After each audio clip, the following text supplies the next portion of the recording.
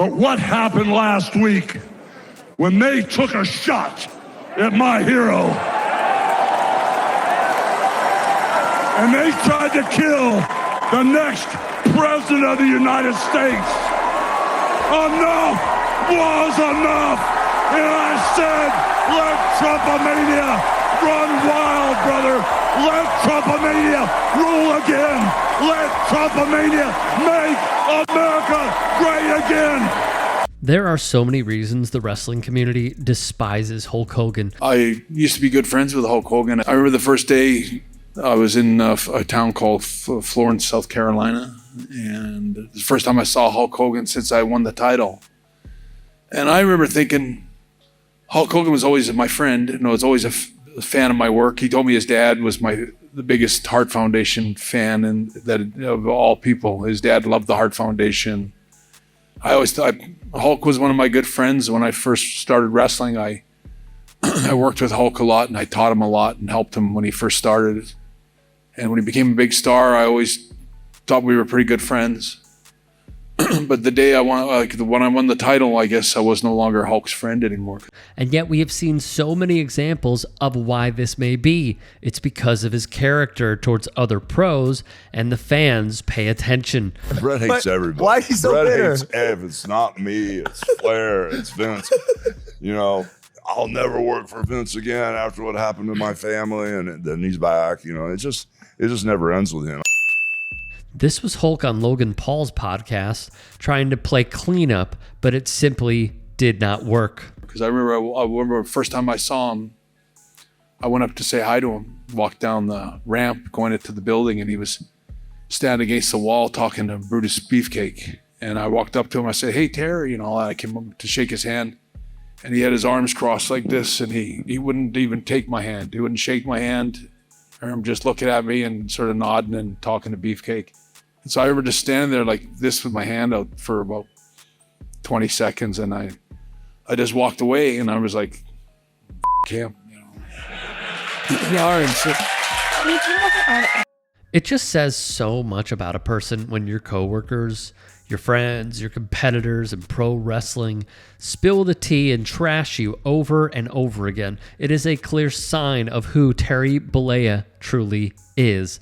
Hogan is heard on the tape, which was recorded in 2006, talking about his daughter Brooke, who he accused of sleeping with an African American. I mean, I am a racist to a point.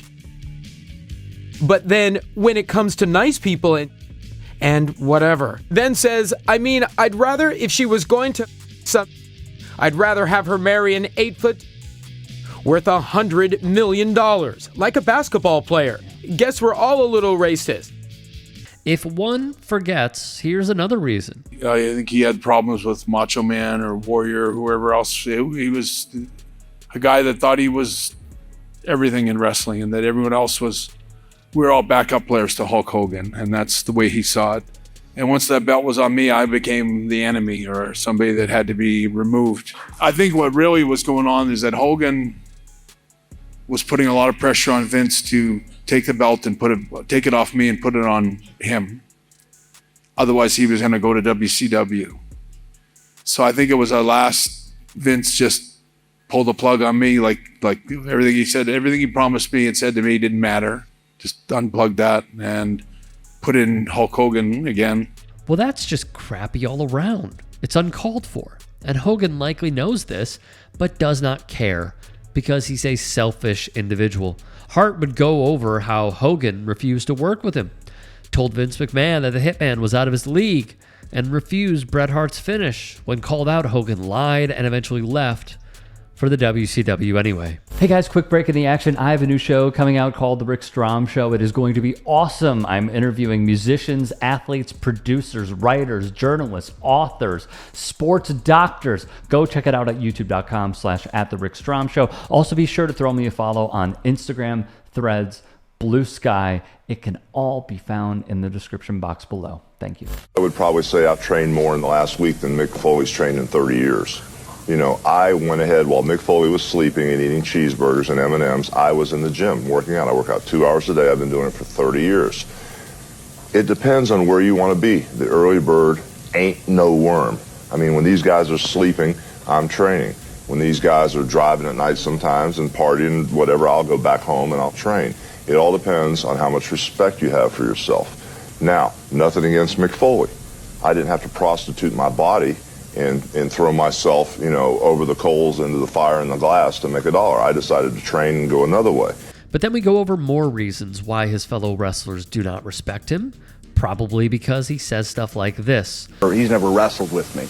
I think if you ask guys like The Rock and guys like Stone Cold, if I was in shape when I wrestled them, if you ask Shawn Michaels, was I in shape when I put in 27 minutes with him in 1996, I think they'd say I was in deceptively good shape. I'm not trying to excuse myself, because part of the reason I retired earlier than I should have is all the damage that the extra weight may have done to my knees and back, and that cost me. But for Hulk Hogan to say that, I think is a lie, and I think it's kind of cruel. And I think if Hulk Hogan were to have wrestled me in his career, that he would sound more or less like a whiny girl in a porno film, saying not so fast and not so hard, because he didn't like the contact. Where the likes of Mick Foley have to defend themselves from his attacks. Of the maniacs, I've been in this business for over 40 years, and the greatest part of my life was being part of this great WWE, guys. I've had all kind of tag team partners over the years, but you, the fans, have been my greatest tag team partner, because you guys have stuck with me through thick and thin. I've got a new tag team partner right now. I got Hulk Hogan's Real American Beer that I've teamed up. And in the past, I've had a whole bunch of partners down the line.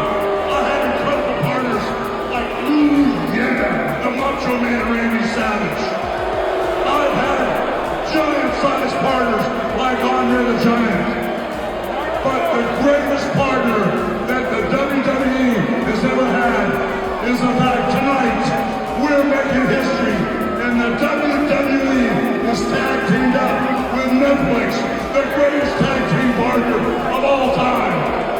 So what you gonna do when the WWE on Netflix runs wild on you, maniacs? He gets mercilessly booed because, again, the fans are not dumb. They know the intricacies of the sport. He disrespected me and my family through the media waves, Instead of you having a problem with me, you call me to the side, man to man. We talk about it. We agree to disagree. We have a fight. We have an adult beverage, whatever. Right. Man to man. That's how men do. Mano y mano. Okay. That's how we do. That's not the way he does it. Yeah. He's a wuss. You see what I'm saying? He goes on the airwaves and he disrespects me. He gives me a shot over the radio, gives me a shot over the TV. He gives me a shot over the internet here and there, but nothing face to face. Yeah. Nothing face to face. Nothing face to face. You got it? And so that's the deal. And when legends like this, the Macho Man Randy Savage, speak out, we pay heed to their words. Ready? You can step back. Hell yeah. You have your phone set. Okay. Look at the shirt, the MAGA powers. We're going to destroy the woke. What are they going to do when we drop the big boot on trans and we drop the big boot on everything? We're going to drop the big boot on Social Security. Does that work for you, brother? Trump is a real felon. Then he went to Epstein Island. Trump, no physical, no political violence. No political violence. No political violence, though. Thus, when he's not getting clowned by comedian Robbie Roadsteamer. That's really one part of the problem that Terry has. He never had room in his heart or mind to believe that people were fans of the other characters, other than Hulk Hogan. I know you. And you know I know you. You know that I know the real you. You know that I know that when you think about the wrestling world, in your mind, there was only room for Terry Bollea and nobody else. You have a long-running reputation for being a liar and a fraud and a phony. Legends like the Ultimate Warrior make their feelings known when it comes to Terry Bollea. The weird thing is the timing. because when I saw that open lane where Bud Light crashed and burned with that marketing plan, I said, oh boy, here we go. He asked me if I ever thought about doing an alcohol endorsement. I said, well, not before, but now that I saw this open lane, I said, I think I got this crazy idea for a beer that America's been waiting for. The Democrats and the Republicans don't talk. I was thinking, wow, this is even bigger than politics, because the beer I was thinking of, it doesn't matter who you are, where you're from, what color your skin is, or what your sexual preferences. This is the beer for all real Americans, because we're all real Americans. And I was telling Trump, my idea was, let's bring America back together one beer at a time. Unity through alcohol. Yeah, and there you go. I love it. This crazy idea for a beer. I see the whole country being divided and diverse, but I get an idea for a beer that it doesn't matter if you're a Republican, you're a Democrat, it doesn't matter what sex you are, it doesn't matter what race you are, where you're from, what you believe in. I've got a beer that's going to bring America back together one beer at a time, and it's called Hulk Hogan's Real American Beer, brother. Okay, sure. I mean, it's a broad statement. Doesn't matter if you're Republican, doesn't matter if you're Democrat, doesn't matter if you're straight, doesn't matter if you're gay, doesn't matter if you're a man or you're a woman. We all want a good life. We want our family, our friends. We want to have the borders closed. Wait. He just snuck in. We want the border. He wants the borders closed. And he sneaked that one in. Oh my God. And at the end of the day, we want God back in our schools and in our churches and in our life. Holy cow. We all want God back in our lives. I don't want to get killed at the gas pump. I just want mandatory prayer at the beginning of every school day. Oh my gosh. I mean, I really was. I was on board. I was like on board, and I thought it was maybe just a little short-sighted. Now, holy cow. That was, woo. Hulk Hogan fired a brand ambassador because she was black. We already know how Hulk Hogan feels about black women dating one of his children. So we already know that. That recording's out there. Influencer Essence, Janai, has made allegations against Hulk Hogan that she was fired from her position as a brand ambassador for Hogan's, quote, real American beer, end quote, business due to her being black. According to this influencer via her TikTok, her contract was supposed to last a week, but after promoting the brand for just one day on July 2nd, Hogan canceled the contract, okay? So she revealed that she was replaced immediately by other brand ambassadors on July 3rd who were white. She also shared a text message from Hogan's team stating that Hogan wanted to cancel the events completely. Quote, her agent wrote, Essence, you didn't do anything wrong at all. In fact, I'm sure you did great. But this client wants us to cancel the rest of the event this week. I'm really sorry. So she replied, oh my God, what happened? Are they only taking me off of the events, or are they canceling the events completely?